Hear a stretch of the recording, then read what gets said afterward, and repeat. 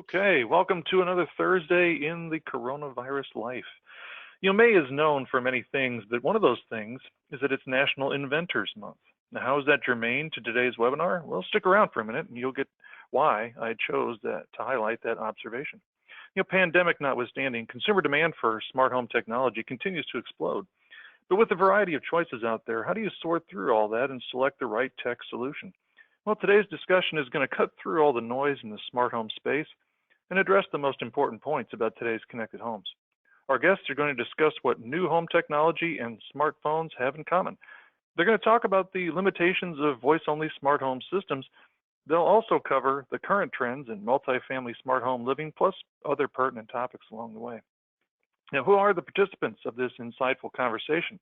Well, you might be able to see them on your screen. Our first panelist on your left is Sarah Gutterman.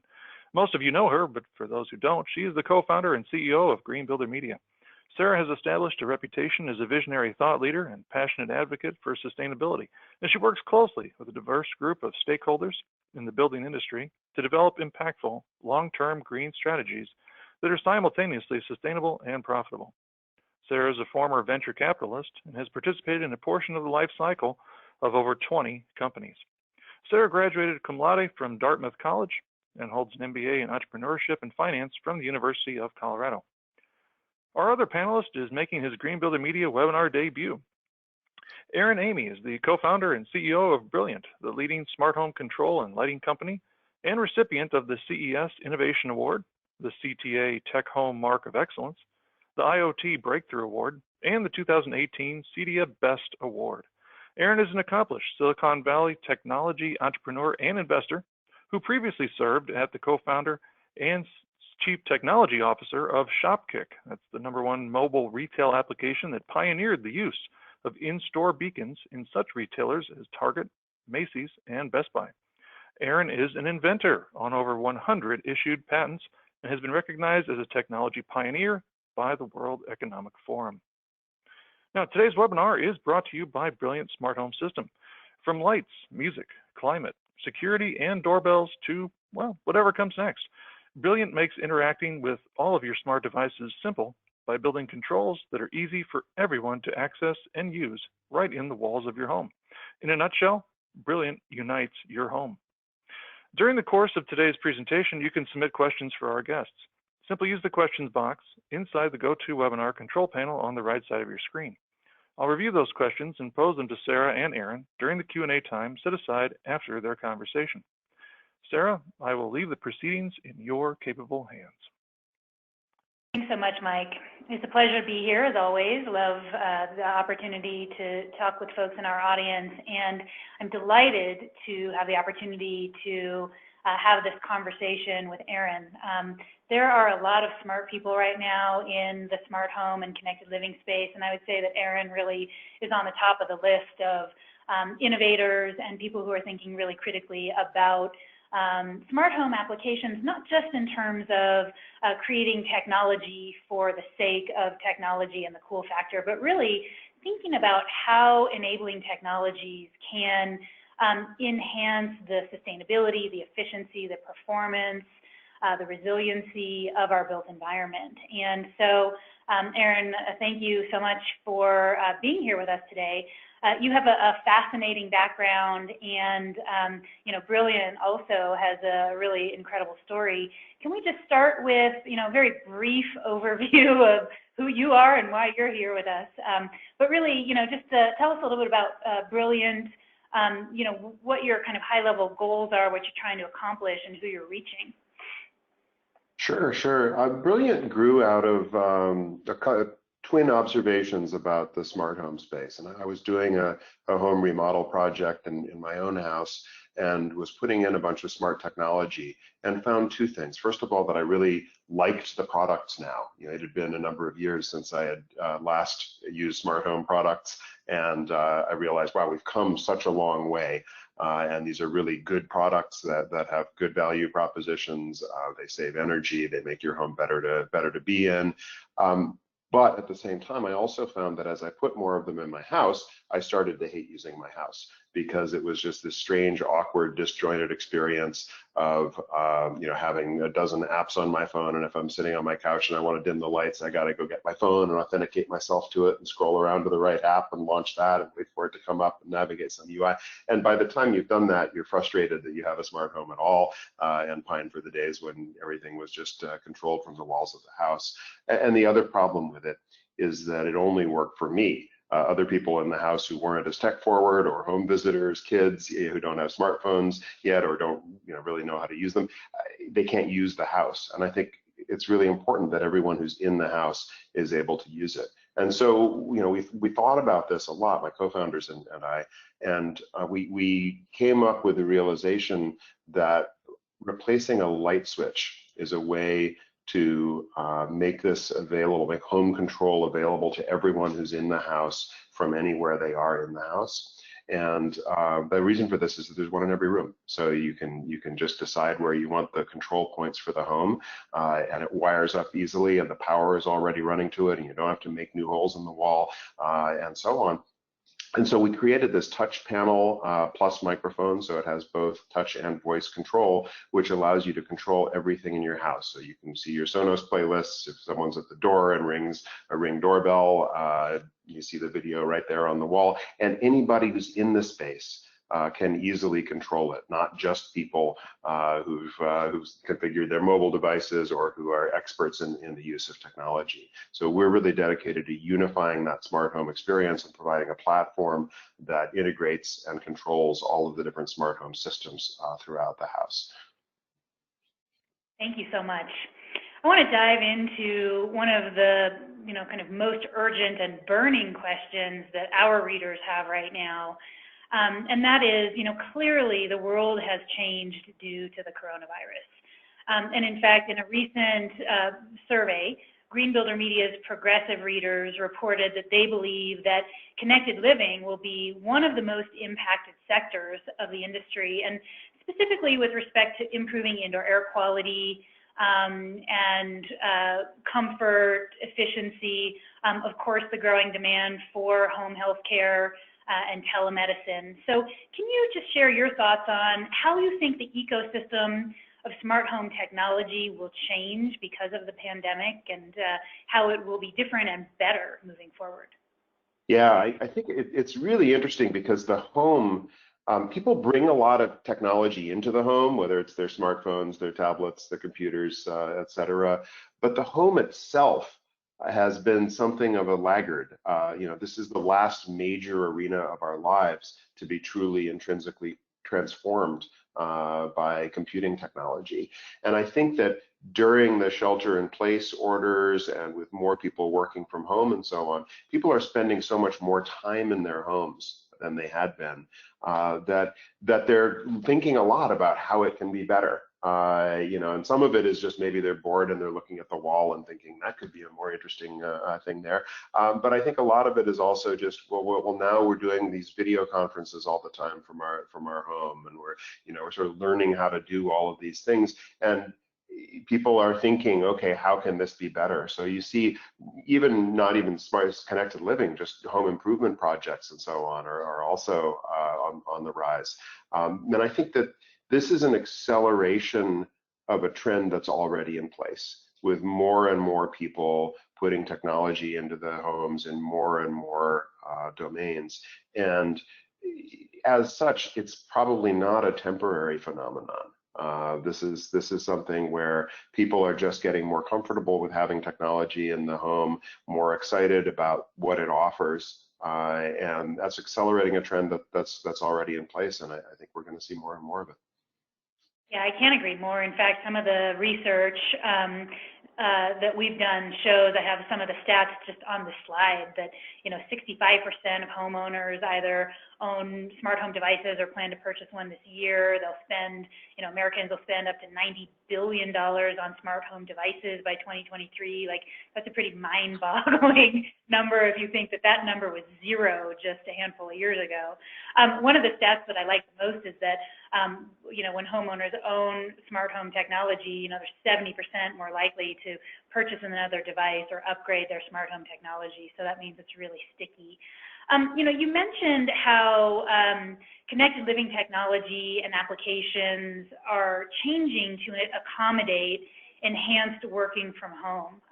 So what do you think specifically is going to change with respect to smart home technologies, bandwidth, connectivity, and data security as we change the way that we work and how we work? Because clearly that is shifting towards more work from home. And before I let you answer, my context for this question is, as we've been tracking consumer conversations and dialogue online through COGNITIONSmart data, there's absolutely a trend of conversation where people like working from home, they feel more productive, they love not having to commute and deal with traffic, they feel like working from home gives them a better work-life balance. And the flip side of that is, executives are saying, my people want to work from home and I can save money by, downsizing my office space. So tell us a little bit more about how kind of the ecosystem of smart home technologies is going to change to accommodate for enhanced working and perhaps even schooling from home. Yeah. Well, I think you're absolutely right that one of the sine qua non, the bedrock of it is just the raw connectivity and making sure that internet connections are reliable and something that we can count on in the same way that we can count on our water supply or our electricity and so on, because that hasn't always been the case. So that's a real bedrock requirement for that to really happen. I honestly don't think that, I think that in some ways the working from home is overstated. I think that you'll have many people who are sometimes working from home. But my own experience of my company has been that you can be very effective working at home, but if you kind of do it for too long without that regular touch base, then it actually affects the communications a bit. And clearly that's one of the big considerations and one of the reasons why we're using so much more video than we used to, for example, because it gives a little bit more of an approximation of that in-person environment. But we haven't come up with something to replace the water cooler conversations. The Slack and collaborative tools like that just aren't the same thing in terms of the spread of information and the informal understanding that people have of the workplace. Now, that said, I think that there are a lot of technologies that are going to help enable that, and it starts with connectivity. And you're right that then you do have to think some about security to make sure that that you have the kind of confidentiality that you expect. I think to a certain extent that's already been a topic because a lot of people are doing some work from home. I think most of us do a lot of work at home in the evenings and so on. So it's not a dramatic shift in terms of what information is. I used to be a cybersecurity guy. I did work for the Department of Homeland Security and so on. So I always think about things in terms of the threat model. And if your threat model is somebody can find out the data that you're transmitting, or somebody can get onto your computer and see what's there, that threat is already there because almost everyone is taking home laptops from work and they have confidential information on them and they are communicating from home. So maybe companies will be a little bit more cognizant about that, a little bit more careful about that. But honestly, it's not that different from a threat perspective than it already is. Thank you so much. You mentioned a little bit earlier how, in your introduction, how kind of the concept of what a smart home is shifting and changing. And I think, we've already started seeing over the last couple of years how we're moving from, what I like to call the mindless home, which is just kind of disparate devices with separate apps, like you mentioned, that are kind of kludged together by a homeowner, to something that we like to call the mindful home. And that's really more kind of voice activation that does connect different devices together, now to something that we like to call the intuitive home. And that's really where, a company like Brilliant comes in, where there's a central hub that connects devices and products and systems and, even vehicles that learn our behaviors and upgrade themselves and really kind of take the human error out of the smart home equation. So can you tell us a little bit more about that transition to the intuitive home, or whatever it is that you like to call it? And what that looks like, and kind of what the more kind of holistic approach is, so that our homes, start optimizing themselves. Yeah, I love to think of these things in terms of evolutionary paths because, you know, having been around for so many different revolutions in technology, from the PC revolution in the 80s, the internet revolution in the 90s, the mobile revolution in the 2000s, and I think that the home is the next great battlefield of technology. This is the arena where the most exciting things are going to be happening in this coming decade. And you know, I do think that there are natural evolutionary paths here. I'm not sure that with the mindful home that voice is the key technology. In fact, I'm pretty sure it isn't. We can delve into that a little bit. But you know, to me, the major kind of evolution that happens, it starts with like mobile being a control modality, and that's the thing that the way that people are controlling it. It's apps on your phone or on an iPad or what have you, and then it becomes appliances. Right, you have things on your tables and countertops that you can talk to, or you can touch a screen and you can control things. But then it gets built into the house as the third evolutionary stage, and we see this happen in technology after technology in the home. If you go all the way back to things like light, you know, how did it start? It started mobile, carrying a candle around, and then you had, you know, a gas lighting appliance that you could walk into a room and light, and then you have a light switch in every room, and it's just ambient capability that's available to everybody. Same thing has happened with heat. You know, from just, you know, well, put a bearskin around yourself in the cave to have a coal or a wood-fired stove in a particular room that'll heat up that part of the house to central heat and central air. And these are just things that are part of every home today. And you don't talk about, oh, I'm thinking of buying a lit home, or I'm thinking of buying a heated home, or I'm thinking of buying a plumbed home that has water coming to it. These are things that are built into all of the homes. And to me, the biggest transition into what you're calling the intuitive home is really that transition to where we don't even talk about smart technology anymore. You know, right now, this is a really big topic. This is an incredibly important thing. We're all talking about smart technology because we can see the ways that it transforms your life at home, and it's exciting. I think 10 years from now, no one's going to talk about smart home anymore.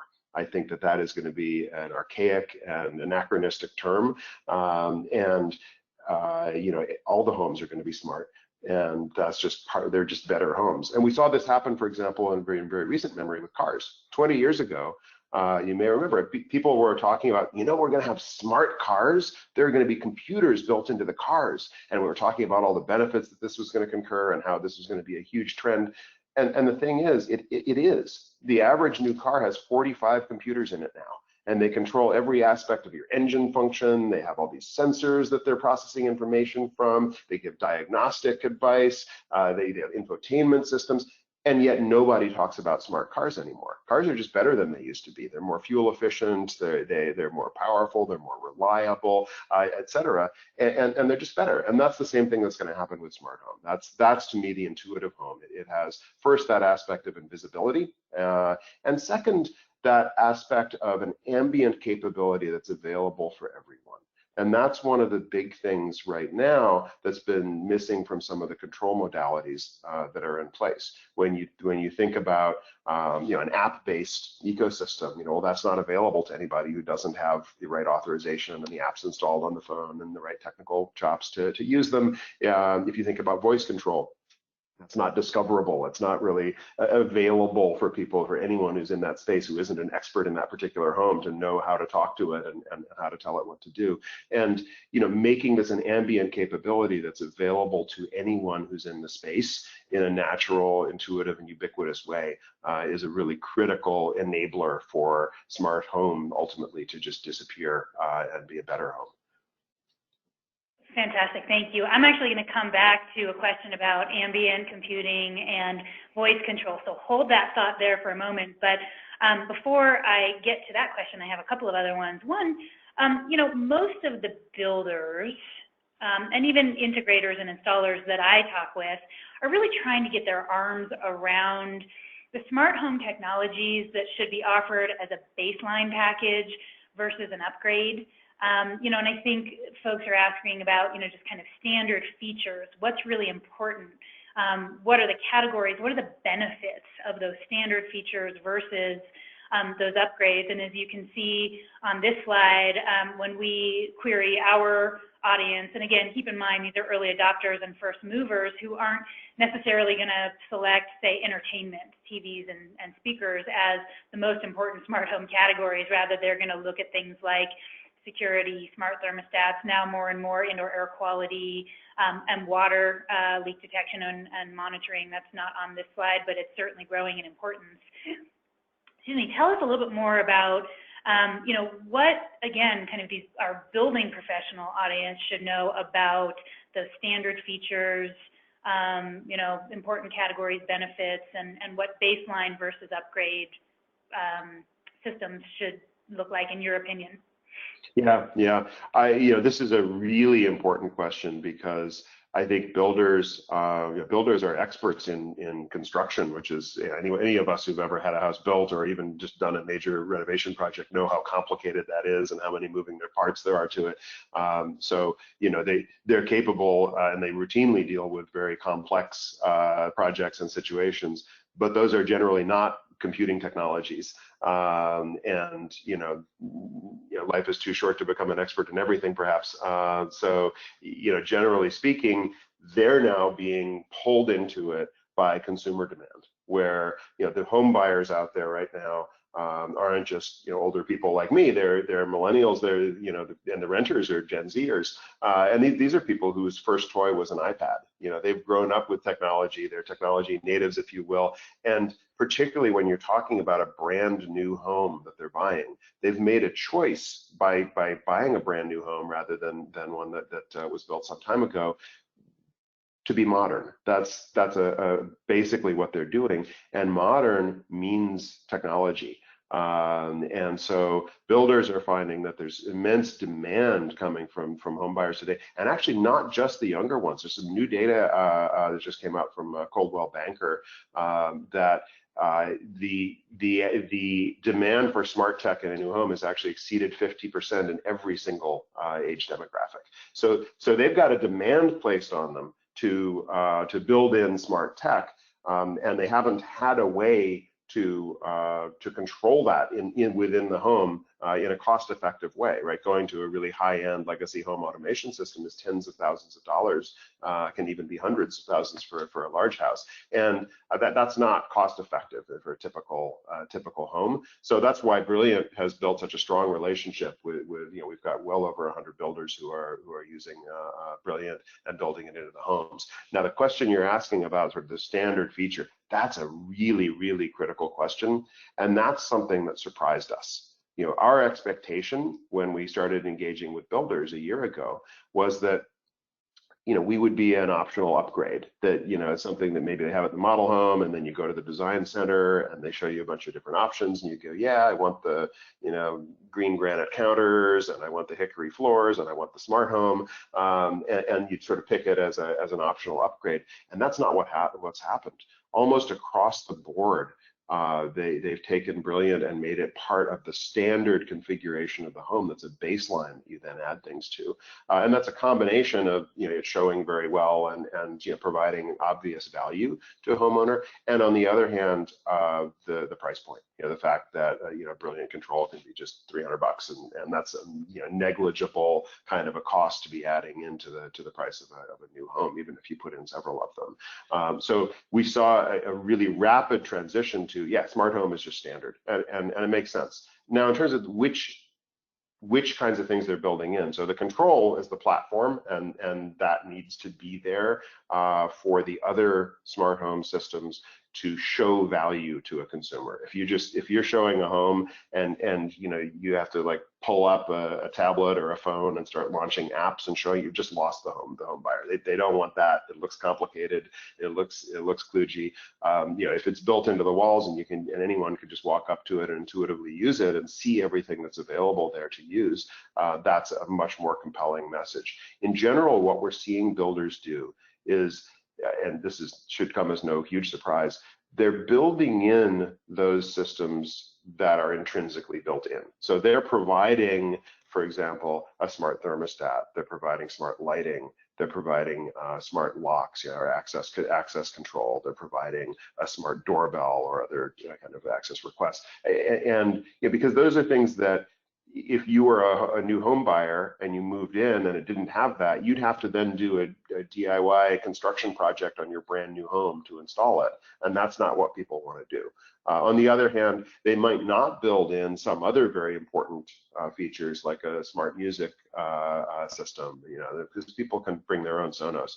In some high-end systems, they do build them into the walls, but homes. But in most cases, that'll be something that homeowners can sort of bring themselves. So the main bifurcation amongst those categories that are seen by home buyers or home renters as valuable is between those things that are intrinsically built into the home and those things that people can easily add in themselves. So it's important both to provide those built-in systems, but then also to do that in the context of a system that's extensible, where the homeowner or renter can bring their own devices and easily integrate them into the control system, so they're also a natural part of the home. Thank you. Very interesting. Along those same lines, we're doing a fair amount of research on use cases that are really important to home owners and home buyers. Certainly things like security, so security to protect data, security to protect families from intruders. There's a lot of interest in like remote check-in capabilities to check in with kids and pets and things like that. More and more interest in proactive systems that protect homes for like fire risk mitigation. Obviously, as I mentioned earlier, indoor air quality in healthy homes is absolutely exploding in terms of interest with respect to those use cases. Are you seeing particular use cases that are, growing faster than others, that are, again, kind of leading certain types of smart home applications into that must-have categories that builders really need to be thinking about, as they select smart home functionality for their homes? Yeah, absolutely.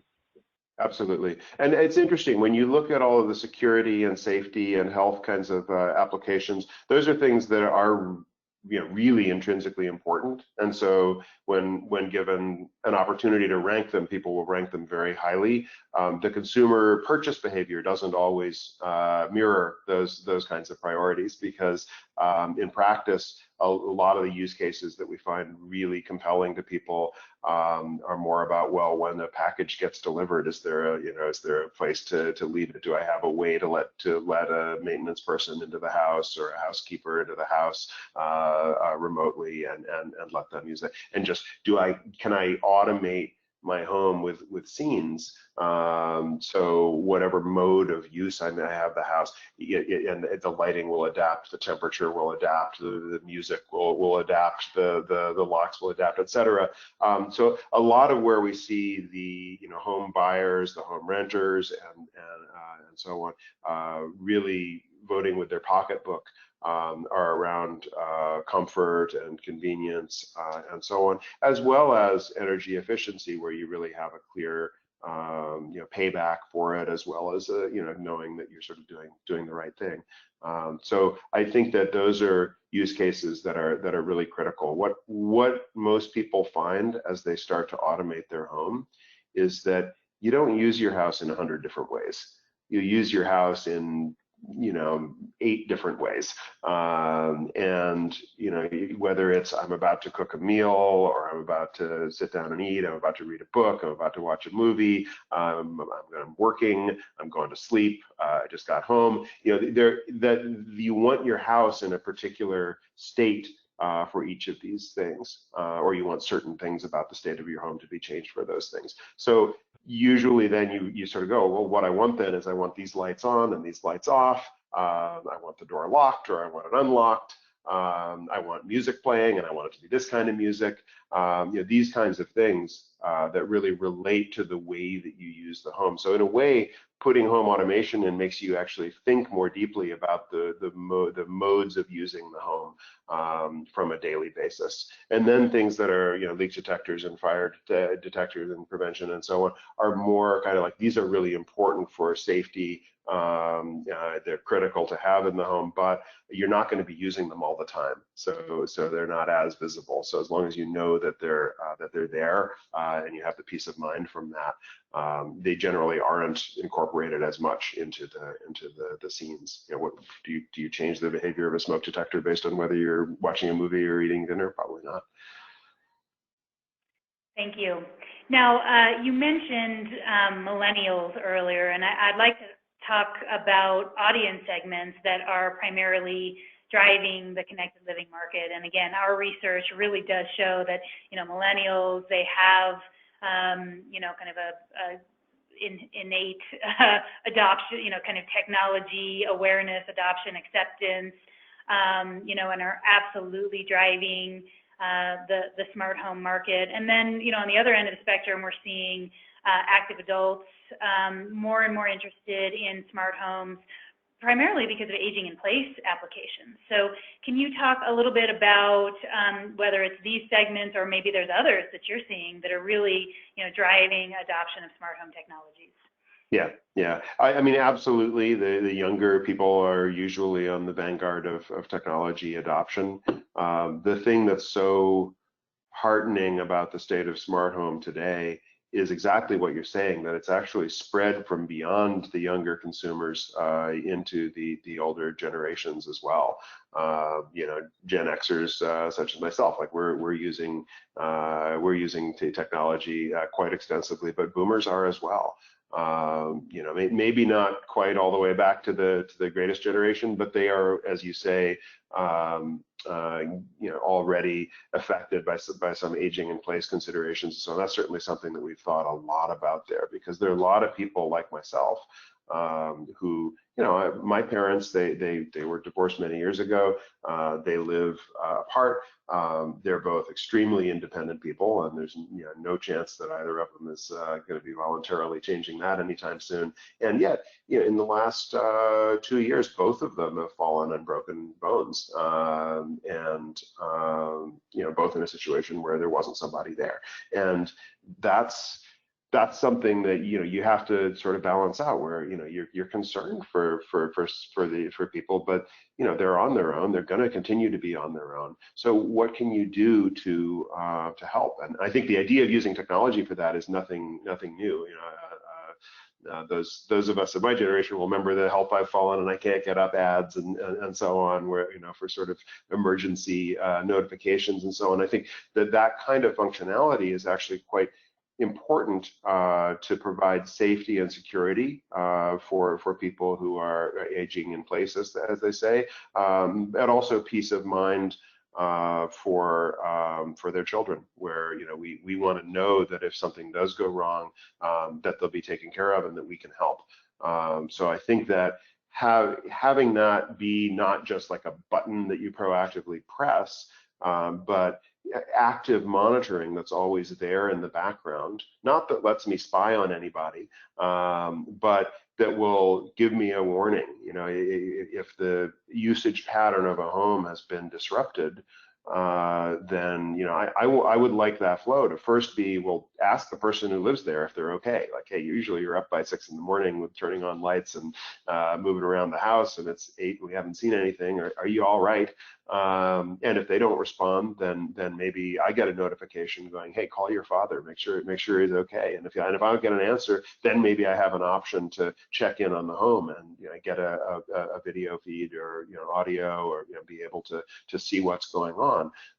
And I think that can be done with enough respect for privacy, where it's not a surveillance situation, which I think most people don't want, but at the same time, really lets you make sure that all is well. And that's an incredibly important application. More and more people are older. People are in better health later in life, and therefore living independently. But mishaps can happen. And I think that this is a really, really important area that we haven't even scratched the surface of yet. So this is really one of the things that I expect to be an emergent application of the ubiquitous smart home. Absolutely. Indeed. So, I think we certainly are seeing just an explosion in adoption of smart home technologies. And with that, there are going to be some problems and some consumer frustrations.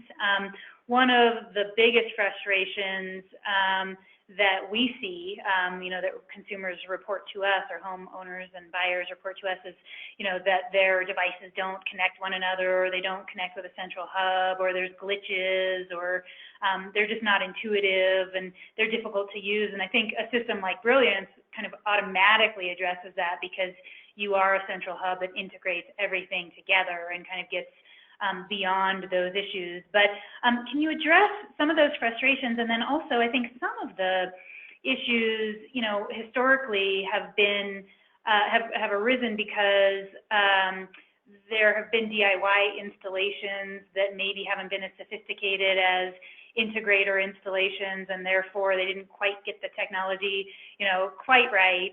So can you talk about, again, the frustrations, but also the role that builders and integrators have in, first, just proper installation, but also just in general smart home adoption? Yeah. I couldn't agree more with this list. This is a really core arena and a blocker to universal adoption of smart tech. I think any of us who've built our own smart homes have experienced a lot of these kind of like, this thing is supposed to install this way, but it doesn't quite, and now, why is the video feed getting garbled? How do I, and you can work through it. I mean, it's not that these are bad products. It's just that, it's not all plug and play yet, and that's one of the big things that Brilliant was really designed for. It's designed to unify all of these different devices, tie them together, alleviate the frustration of I have 8 things in my house and I have to control them in 8 different ways, and they don't orchestrate with one another. Making that a simple process to get done, whether that's being done by a builder, an integrator, or a homeowner, is in a lot of ways the biggest engineering challenge that we have. We do an immense amount of iteration on the user experience of it, because what we're trying to do is provide a user experience for all of the technology that's in your home. And humans are the hardest part of technology. Usually doing the basic, like, I can integrate this stuff. Yeah, we can integrate it, but can we do it in a way that is natural and harmonious for a person to live with in their home? And that's actually the biggest challenge. So that's a really, really, really big part of the focus that we have. And so you had a second part to that question. What was that again? Oh, it was just, kind of what role do builders and integrators have in smart home adoption in general? Yeah, well, this is where, if you can provide a system that works all together out of the box, then that is, immensely better experience than if somebody has to, install everything one after another. I mean, we're getting there. It's every year it's better than it was the year before to install these things and get them working. But when you, as a builder, you can pick an ecosystem that all works together seamlessly. So you alleviate any compatibility questions, because you're picking, okay, this, we're going to use this doorbell and this thermostat and this lock and this control system, and they all fit together. And we have a lot of kind of partners that we work closely with, and packages that we can put together for our builders, and that's something that helps, because as we were talking before, they're not IT specialists, so being able to kind of have a menu to pick from where they can go, like, I can pick from amongst these and amongst these and amongst these and amongst these, and I know that it's all going to work together well. And we always do sort of test deployments where they can evaluate them, and then they can try them out in the model home, and then they're rolling them out in all the homes that they're selling. That's a really critical thing, because then also as a home buyer, you don't have to worry about it. And the same is true in multifamily, where you have multifamily owner operators who are installing smart tech across the board in their rental units, and then tenants, they rather than kind of how do I make this work? And if you're a tenant, you're probably not going to tear your thermostat out of the wall and put something else in there. So there is a lot of technology that if it isn't provided by the multifamily operator, just doesn't get deployed there. There are huge advantages in that space. They play a really critical role. And then the integrators play multiple roles because they serve multiple constituencies. First, a lot of builders are working with integrators, and so we work with over 200 integrators across the country who are brilliant dealers, and they work in turn with a lot of different builders, and they have a relationship with them as a trusted advisor to bring technology into the home. The thing that's a little different in working with Brilliant is that it doesn't have to be a multi-million-dollar home where you're talking about installing a $50,000 or $100,000 system, because you can go, well, for $2,000, you can have smart lighting and smart climate control and smart locks and smart doorbell in the home with control systems built into the walls in the house, and that's a game changer there, and it just makes it a very natural thing for the builder to be providing that, or the owner operator of a multifamily complex to be offering that, and then for consumers to be able to augment that as they see fit, but not kind of move into a house that's a technology-free zone and then deal with all of the frustrations of figuring out how to install all of these disparate systems. Thank you. That was a great answer. So, we just talked about some frustrations, but I think really the biggest elephant in the room with respect to connected living is, data, privacy, and security. So can you talk a little bit about the advances that we are currently seeing with respect to cloud security and other measures that will protect homeowners' data? Yeah. I think, there are a lot of different aspects to it. And one of the reasons that people will sort of tell you that they're very concerned about security and privacy is that they don't fundamentally understand it. And that, things are scarier when you don't quite understand them. Like, that you're supposed to care, but you're not really sure what you should want. And I think that's a big problem there, and that it's important to be very transparent about the use of the data, and that consumers have an assurance that you're not going to be going and selling their individual data or putting it up on servers that aren't secure, or anything like that. The biggest security risks are largely about, are you home or are you away? These kinds of questions where somebody could, in principle, figure out like, oh, there's a usage pattern of the home and no one's ever there between, 4 p.m. and 8 p.m. So that's the window to break in. And then as people are working from home, it becomes also a cybersecurity target from the point of view of, acquiring confidential information and so on. But people have already been under attack for a very long time. So I think you're sort of seeing an increasing familiarity with that, just because we've all gotten phishing emails or scams of different kinds and so on that have proliferated online. And I think it's incumbent on those of us in space to make sure that kind of activity doesn't further proliferate into the home itself, and that basic things like network security are built into the home, and that we're providing clarity in terms of what it is that we're doing with data. We have a device that has a camera built into it, and that's fantastic for remote video monitoring. It's great for video intercom from room to room. We have a microphone built in, and that's great. We have Amazon Alexa voice services built in. There's huge value that comes from these things, but also with that comes people's questions of, wait, is my camera going to be on?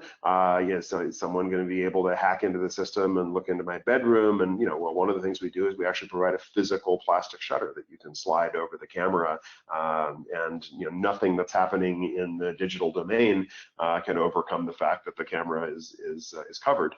With the with the microphone, we're really careful to communicate, when is it that the microphone is enabled? What data is it exactly that gets sent up? And you can decide for yourself whether that's something that you're comfortable with or not. We're only transmitting data after you say what they call a wake word, which is Alexa or computer or whatever. And then we're only transmitting it during that time, the audio that was captured up until the beep where it tells you that it's done. But if you're not comfortable with that, then you don't have to enable Alexa. You can disable it any time. I disabled it before this call just because I know that saying the word Alexa is going to be super annoying in the course of our conversation. So that's just a one tap there. So I think that's a lot of it, is just making sure that people understand what you're doing with it. And then as technology companies, we have a social responsibility to make sure that our own technology is secure. And smart home being a new market, too often companies have rushed to market with where they've spent all of their time and effort on getting the features implemented, and maybe they don't come from a very good security background, or maybe they just simply have felt rushed and unable to devote the requisite time and effort to it. Brilliant, we've built our system from the ground up for security and been mindful of that in the overall architecture of the system, and that's really critical, because security is a complex topic, and there's not just sort of one thing that you do it and you've solved all your security problems. You have to be really disciplined about thinking through all of the different ways that a system could be attacked, and heading off all of them, preferably with a defense in depth strategy where you actually have multiple systems in place to prevent things from happening. So it's a complex topic, and I think that it is, again, one of those things where hopefully the answer is that ultimately consumers don't have to worry about it, because there are standards that are being adhered to. And I would go back, to the example of, say, a car, where a car has all kinds of safety systems that are designed to protect your physical security. But most people, when they're shopping for cars, don't go into depth trying to evaluate the airbags or the crumple zones. At most they might look at a crash test from Consumer Reports or something like that. Most people don't even do that. They just know that cars are built to be sufficiently safe. And I think that we need to get to that same kind of place with security and privacy, where, yeah, of course, everything's okay. We're not there yet. But as an industry, it's those of us who are building these systems need to make sure that we're doing so in a responsible way. Thank you. I have one last question for you before we open things up for audience questions, and that is, let's shift into the topic of innovations. We're just seeing some really incredible innovations right now in terms of, you mentioned ambient and distributed computing, which from previous conversations with you, I know you're very excited about, as am I. You're not so excited about voice-activated technologies. But just tell us about, first the, ambient computing, because I think that's, kind of one of the things that we really have our eye on with respect to an innovation that's going to kind of transform our connected living sector. But and any other innovations that you really have your eye on that we should be paying attention to? Yeah, absolutely. The first thing about innovation is that the products and technologies take unforeseen directions over time. So, we have a list now, and I think that we can be pretty confident about a few things on that list, but then there are going to be new things that pop up. You go, wow, I hadn't really thought of that application, or I had, but it didn't seem like something that was really going to catch on, and yet here it is. So I think that, as we look back in 10, 20 years on what's happened, we'll see that it's a different set of things. Some things happen more slowly. I did an autonomous vehicle navigation project with a machine vision component for NASA in 1990. It's taken 30 years for this to start to become something that's built into cars and so on. And so I think that the ambient computing thesis, I think, is really fundamental, because it goes to the heart of how a smart home system is used and how it's made available to people. And that's one of the biggest issues right now. So think about that example of a mobile device. If you're using mobile to control the systems in your home, that's exactly the right thing for remote monitoring, for remote access, and so on. If you're away from the house, your phone is perfect because you're the only person who has access to that screen. So from a security perspective, it's locked down and nobody who isn't you can use it.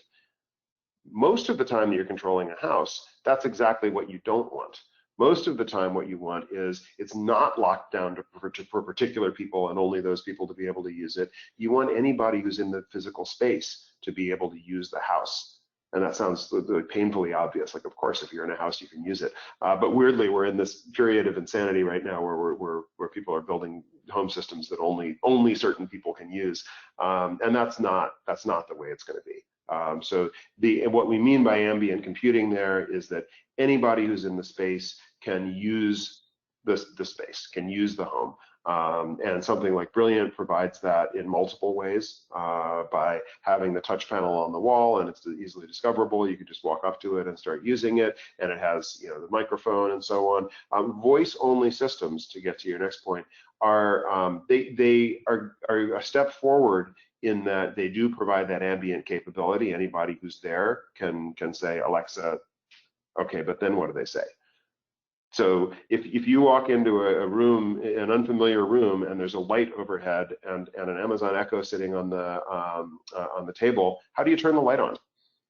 You don't know. Like, you have to know what that light is called, and you also have to know like the particular template for telling Alexa to turn on a light, because they're not.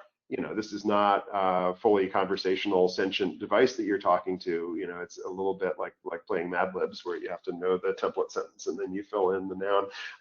And that's something that's a big barrier to universal use of the smart tech. There's a dirty little secret in the smart home industry, which is that in most homes, there's one person and only one person who knows and likes and is an expert user of all the smart systems, and everybody else kind of tolerates their presence in the home, maybe even resents them.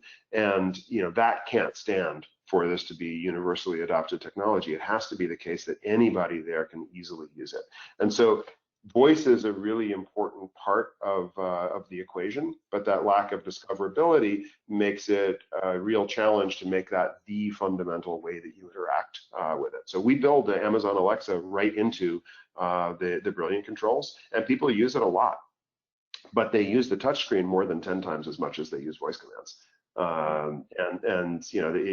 are a number of reasons for that. One is that discoverability. Another is simply speed. A lot of times it's faster to just tap a screen than it is to say a voice command. And especially if it's something that's going to give you something information rich. Like, it's great for resume playing my music. It's terrible for what kind of music do I want to listen to? I want to kind of think about my playlists and pick something. You're not going to want to listen to Alexa recite 50 playlists to you and then you tell it which one you want. It's much faster and easier to just see them and be able to choose one. So I think there are use cases where voice is absolutely the best thing, but there are a lot of use cases also where it's not. And I think that means that it's not going to be voice only, but that we're going to continue to have a visual component to these systems. I think you touched on a lot of other critical things. I think assisted living is one that we share your excitement with. And there's so many opportunities in terms of energy efficiency. There's just a lot of ways in which a typical home is wasting energy, and I think hopefully we've all got our thermostats on a schedule and so on. But even just hot water heaters. How many people have smart hot water heaters? Not too many yet, and yet that's a huge source of wasted energy. Lighting, obviously. With incandescent lighting, making sure that lights were off when not absolutely in use is a really critical thing. With LEDs, that's a smaller overall portion of the energy usage, but it's still important. And there's just so many things here. And then you've got a long list here. I don't want to just read your list because I agree with everything that's on it. AI is a field that's been very hyped up, and a lot of things are called AI that aren't really AI and so on. And yet I think that ability to detect anomalies and not give false alarms on things and so on is really critical, because if you're just getting annoyed all the time by something, if every time your cat walks by you get a security alert, you're gonna turn off your security alerts. So these are things that have a lot of value and are just going to be routinely incorporated into everything in the future. Wonderful. Thank you so much. I have 10 more questions for you that have sprung from everything you've just said, but I think just given the time, I'm going to kick things back over to Mike. And Mike, if you want to, I know we've got a couple of questions from audience members, so if you want to maybe ask Aaron some of those questions, that would be great. And yes, Aaron, we most certainly do. All right, Aaron. First, wanted to get to a question, a couple of these tie together, so I'm trying to keep it to the same category if I can. First is from Margaret, our friend Margaret, who's in Colorado there. She wants to know, her concern is about losing grid connection or the corruption of the internet system. Now, you talked a lot about the security and data privacy and that sort of thing, but what about just the sheer connectivity of, my internet went down? That's one of her concerns with the smart grid or the smart system. So can you kind of talk just a little bit about maybe backup alternatives or anything along those lines? Yeah. I mean, I think that in the early days of electricity, and I used to live in India when I was younger, and their electrical grid was very immature at the time, and power would go off many times during the course of a day, and maybe on average was available half of the time. That's a frustrating situation, particularly if you're trying to live a technology-enabled life. So you end up with battery backup systems and generators and all that kind of stuff. We're not in that state with electricity here, right? Our electricity is really pretty reliable in most locales in the United States. So we stop thinking of like needing electricity as a major barrier to the adoption of something. Go like, gosh, I would buy that toaster, except it needs electricity, and I don't know if I'll have it when I want toast. No, you're going to just get it and use it, and have assurance that 99.99% of the time you're just fine. We're not there with internet yet, but it's gotten so much better over time. And you look at the curve that's on, both in terms of the reliability of the system and the bandwidth that's available, and so on. I have zero doubt that, given the importance of it, that it's already getting close to being up there with water and electricity and so on in terms of reliability. Give it a few more years, and particularly as we're talking about the impact of COVID, I think that that's put pressure on internet service providers as well to be more reliable and have more access bandwidth and so on, because everyone's working from home and these communications are important. And it would be a bummer if this call suddenly got disconnected because our internet wasn't working. But we actually have enough trust in it to rely on it for this. So I think that's something that's already naturally on a trend where that's being taken care of. Now, what we do at Brilliant is our systems will operate maximally given whatever is available. So if you have an internet disruption, Brilliant still works just fine. It's communicating locally with all of the devices that have a local API or a local means of communication with them.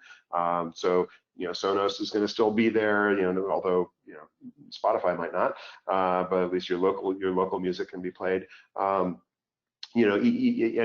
all your lights and all your home automation will work and so on. If then your Wi-Fi network goes down, then we lose the ability to talk to things via Wi-Fi. So maybe your Sonos goes away, but on the other hand, our Bluetooth mesh is still up, and communication with the switches and so on can all work, and the lighting still works, and all the basic functions are still there. So I think that one of the things that you have to do from a technology perspective is design for resilience and fault tolerance in the face of the different modes of failure that can happen the internet. But ultimately, I think that we are going to be able to rely on internet service in the same way that we rely on water and electricity. Okay, and then on the flip side of that, Randy wanted to know, will 5G help facilitate the smart home transition?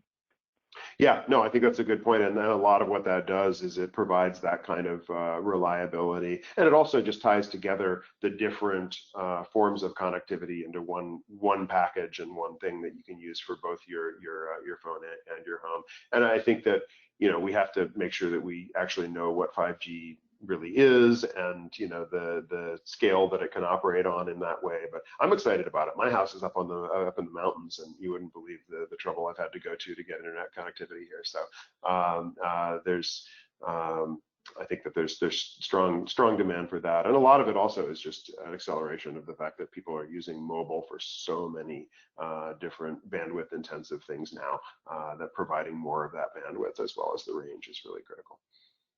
Okay. Moving to a different topic now, I got a couple questions on the next topic. The first one is going to come from Armando.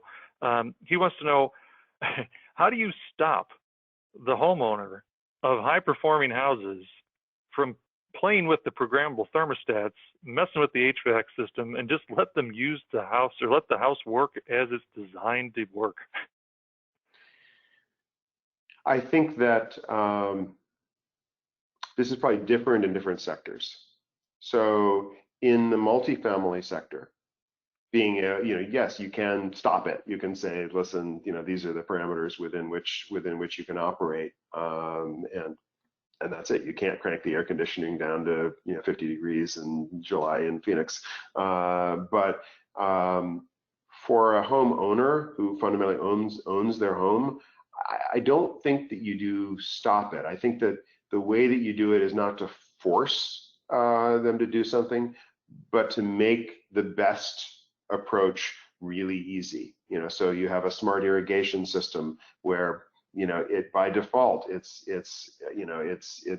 detecting leaks, and it's letting you know when there's a problem, and it's only using as much water as it needs to, and it's doing it at night rather than in the middle of the day, and it's underground, and so on. So it's really just making the path of least resistance something that is efficient, and then why would you change it? Because it's really good.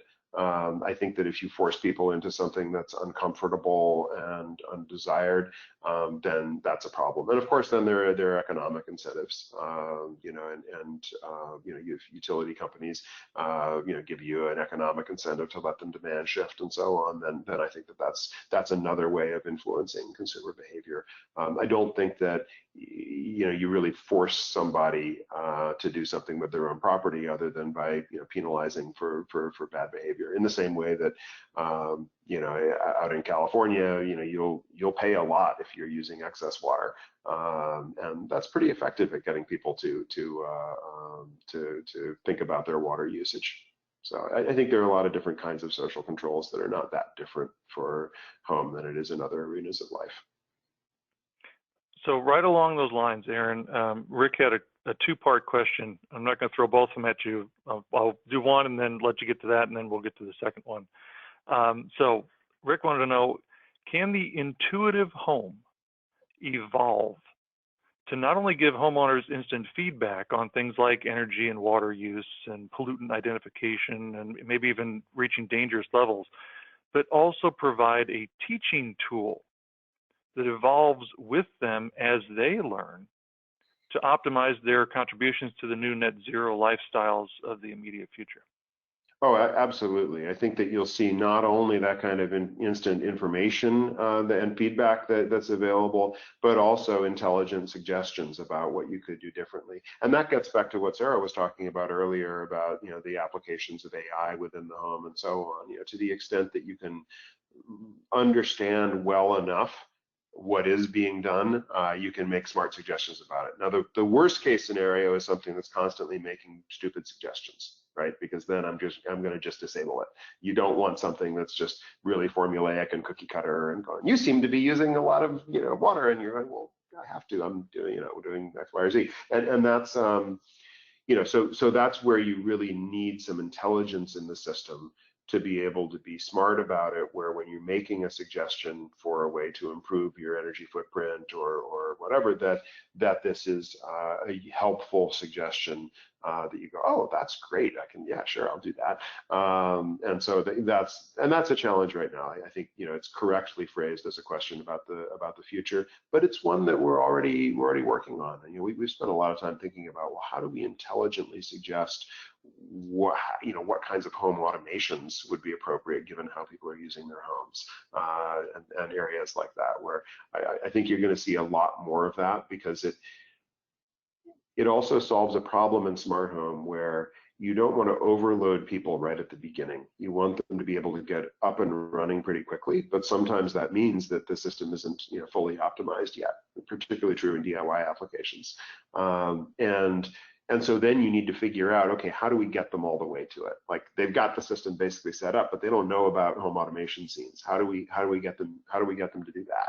It looks like they're just cooling the house down when there's nobody in it all the time. How do we suggest to them that they can and should change that? Part of that is changing default behaviors and automatically doing things, but honestly, that can lead to a lot of dissatisfaction. If you feel like your home is proactively doing things that you didn't tell it to do and didn't expect it to do, that's going to be very frustrating. So I think it's more a matter of suggesting things and getting confirmation from the resident that is in fact congruent with their objectives, and not doing so in an annoying way where you're constantly pestering them with things they don't want. And that's where that has to go. And the second part of Rick's question, basically what he's getting at is, I think the term is gamification. He wants to know, can the smart home systems provide and measure rewardable goals that can be used to maybe even go as far as structuring marketing incentives or government rebates that would help rapid integration and implementation? Yeah, absolutely. Absolutely, and that's what I was getting at with, like, there are ways to nudge it. You charge more for this, or you give a credit for that, and that does influence behavior, and it does so in a less obtrusive way than just kind of forcing something to happen. I think that can be very effective. And gamification is an interesting topic, because in a lot of ways, it's not really a thing. I mean, what do people mean by gamification? They're usually talking about a particular set of mechanisms, but really what it's about is games are something that are designed to be enjoyable. And by copying games, sometimes people are copying explicit game mechanisms that might not be appropriate to the domain that they're looking at. But fundamentally, you need to use the insights from games in terms of what it is that people like to be doing, what makes it a pleasurable interaction, what kinds of things are people looking for, whether that's feedback on their progress and rewards and so on. And just so I think of gamification more as just, how do you design technology in a way that makes people want to use it and enjoy the process of using it. But absolutely, those kinds of mechanisms will be very effective. Okay.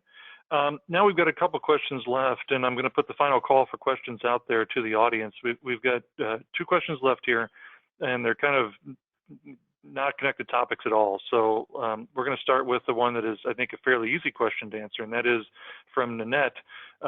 She wanted to know if you have smart home exhaust fans on your list as far as what your system's able to control.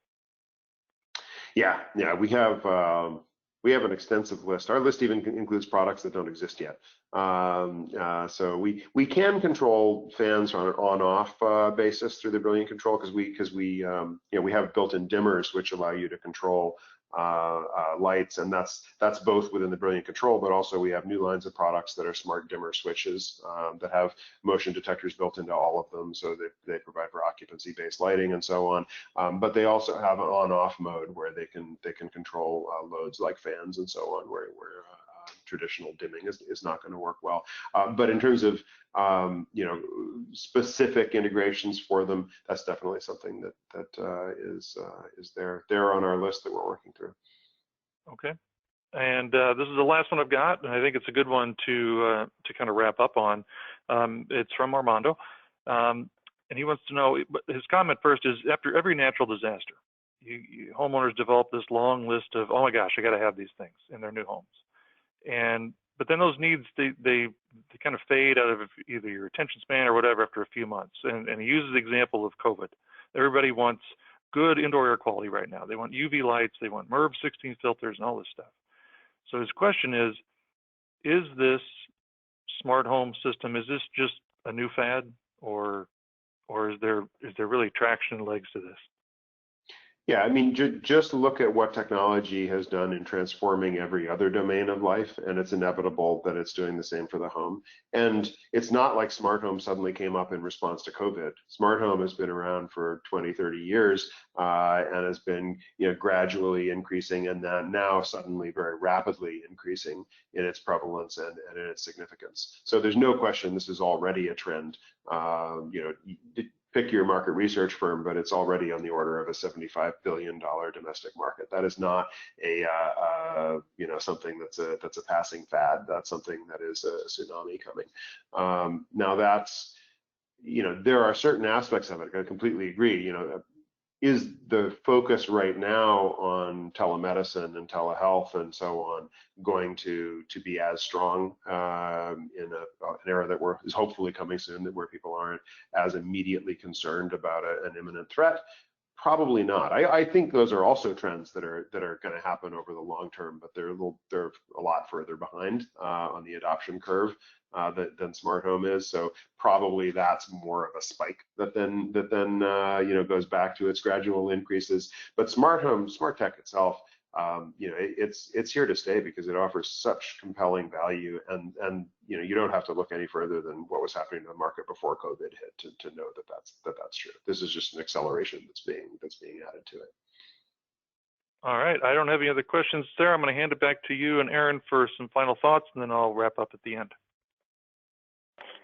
I just want to thank you, Aaron. This has been a fascinating hour and 15 minutes, and whenever I talk with you, I'm always impressed by the depth and breadth of your expertise and knowledge. I absolutely agree that not only is smart home technology here to stay, but it's just been a long time coming. It's like the time is ripe, and I truly believe that we're going to see some pretty incredible innovations over the next months and years. So I don't have any other questions for you. Just again, thank you for your time today, and also thank you for all the wonderful work that you're doing in this space to advance it forward. Aaron, do you have any other last comments you'd like to share with us? Oh, I think we covered so many topics and so many good questions. This is obviously a matter of great passion for me, and thank you for the opportunity to talk about it. All right, well, thank you both, and also thank you to our audience for all the wonderful questions and for attending today, and thank you to Brilliant as well for their generous sponsorship of this webinar. We're going to take a little break before our next webinar, but we hope you will come back and join us on Thursday, June 11th, at our normal start time of 2 p.m. Eastern Time. We're going to be talking about net zero in the context of retrofits and the associated financial returns. We'll be joined by Bruce Sullivan and David Green.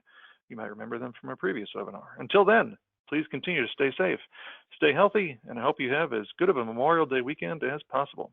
Take care, everyone.